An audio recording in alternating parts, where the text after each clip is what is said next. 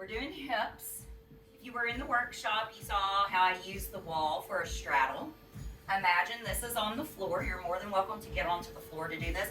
Or if you can flip around in your bed and use like the headboard and the wall there. Because some of you have a issue getting up and down off the floor, and I would not want to see you do a lot of stuff that would have potential to roll off of a massage table. But I'm going to use the massage table because I'm living on the edge today.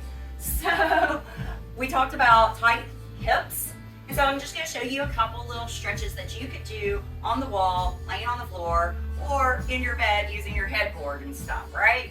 All right, so the key to getting on the wall is to get really friendly with your wall. So wherever your wall is, sit so that you're very, very close to it.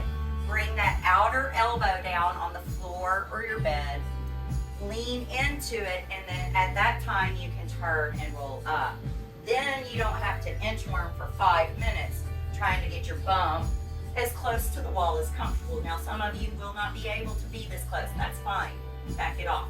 The first stretch is for this piriformis, this outer hip, right up underneath all that glute muscle. You're going to take your right leg straight. You're going to figure 4 your left over. Make sure that the bone is to the outside of the flesh and that the foot is flat and not sickling to side so that it looks like it's standing on the floor. At that point, you can just start to bend your knee so that that shin comes close to you. If the knee is coming in closer than the shin, then you're going to use this opposing hand to press it out. Okay? So this is a really great hip opener. You're going to breathe through this, in through the nose, out through the nose. I tend to hold hip openers longer than I do other stretches because the musculature is so much more dense. There's so much more to get into. So 1 minute to 2 minutes, right? Breath is in through the nose, out through the nose. Remember to do both sides and take notice. Do both sides, do the same thing. And so we can see that I'm pretty symmetrical in this pose.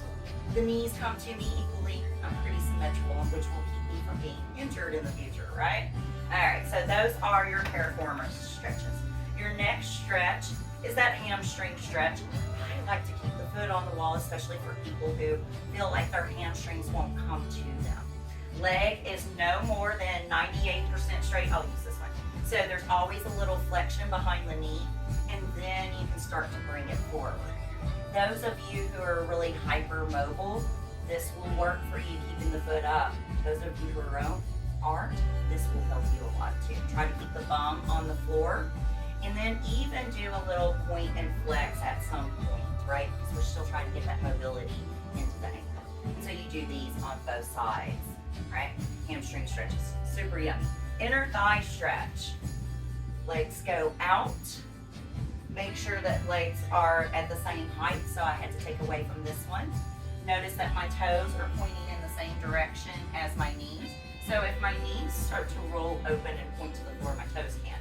But if my knees are still pointing to the center of the room, then I need to get my toes in alignment with that. That's just good knee health, okay?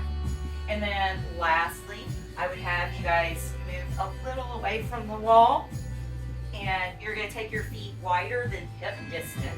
You're gonna drop both knees to the right hand side. You're gonna take that lower leg. So notice this leg is lower, it's my right leg. I'm going to take it and put it on top and outside of the other leg. You should feel this stretch all the way down the hip. For some of you, this leg will be too much. It's fine. Get there. Okay? So that is the inner and outer hips. The last one that I have for you guys. If your bed is the right height, you can take your leg onto the bed, right? And then you're just gonna come up. Some of you will even be able to bend and grab back. If that looks like Cirque du Soleil, don't worry about it. If that doesn't work for you, you can also bend both knees, grab a hold of the ankle, pull back. Notice my knee is no higher than my hip, and I am pushing forward with this hip, all right? And so that should help you with your knees, guys, your hips, and basic lower back stuff. If you have any other questions, feel free to give me a call. Bye, guys.